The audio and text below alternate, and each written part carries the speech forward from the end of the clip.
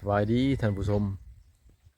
มื้อนี้บ่าวสมบูรณ์ได้วิวสวยๆมาฝากท่านผู้ชมบ่าวสมบูรณ์อยู่ที่ชนบทคือเก่าเด้อท่านผู้ชม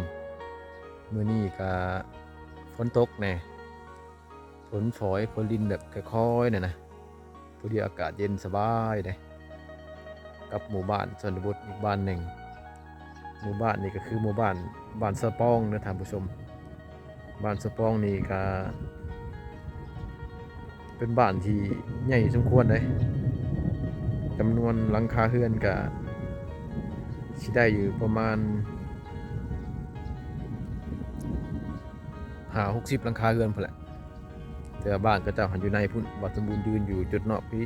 นี่อันนั้นบ้านก็เจ้าอยู่ในพุ่นมันก็มีป่าไม้ตัวนี้บังนี่เพราะว่ายามนี้ฝนตก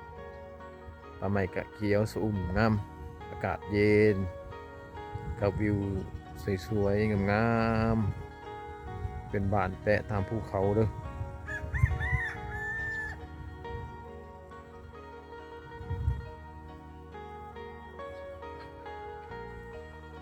สำหรับบ้านสะปองก็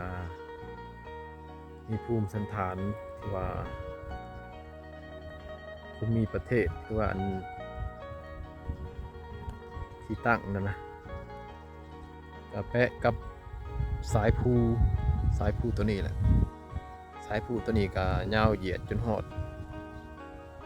พุ่นแหละท่านผู้ชมกายพาบังไปอีกจนฮอด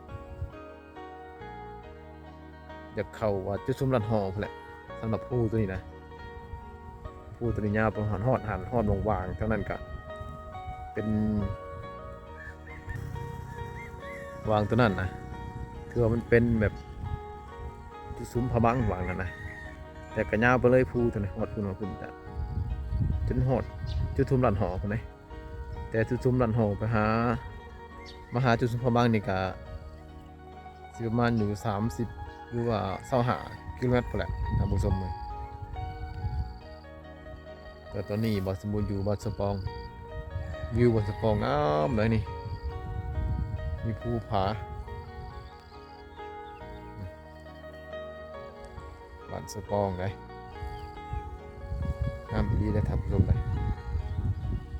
ธรรมชาติบรรยากาศงามสำหรับเส้นทางตัวนี้นะเส้นทางที่ท่านผู้ชมเห็นอยู่นี่นะเส้นทางตัวนี้นะมันจะโค้งไปหาจุดซุ้มผาบังและจากจุดซุ้มผาบังมาหาบ้านสะปองนี่ก็บ่ได้ไกลเลยมีเพียงแต่ลักหนึ่งเท่านั้นนี่มันจะเข้ามาทางนี้เลยเดินทางมาทำเส้นทางเช่นนี้แหละเดินทางเข้าไปจะเข้าบ้านสะปองนี่บ้านสะปองแต่ว่าบ้านสะปองมีไฟฟ้าอะไรได้ท่านผู้ชมเลย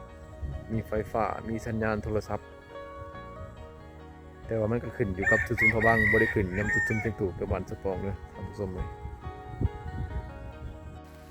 สำหรับคลิปนี้ก็จะสั้นๆเลยนะท่านผู้ชมเพราะว่ากำลังถ่ายคลิปอยู่ฝนตกก่อนตอนนี้จังสั้นและ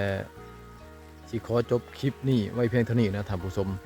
อย่าลืมกดไลค์กดแชร์และกดติดตามเพื่อให้กำลังใจบ่สมบูรณ์ตื่นนะท่านผู้ชมเด้อว่าสิถ่ายคลิปยาวๆแต่ว่าฝนก็คือว่าแห้งขึ้นนะก็เลยบ่ได้ถ่ายยาวซ้ำได้เพียงแต่คลิปสั้นเท่านี้แหละท่านผู้ชมอย่าลืมกดไลค์กดแชร์กดติดตามเพื่อให้กำลังใจบ่สมบูรณ์ตื่นท่านผู้ชมขอขอบใจท่านผู้ชมที่รับชมคลิปฝนกลับมาแห้งนะบ่สมบูรณ์ขอกลับก่อน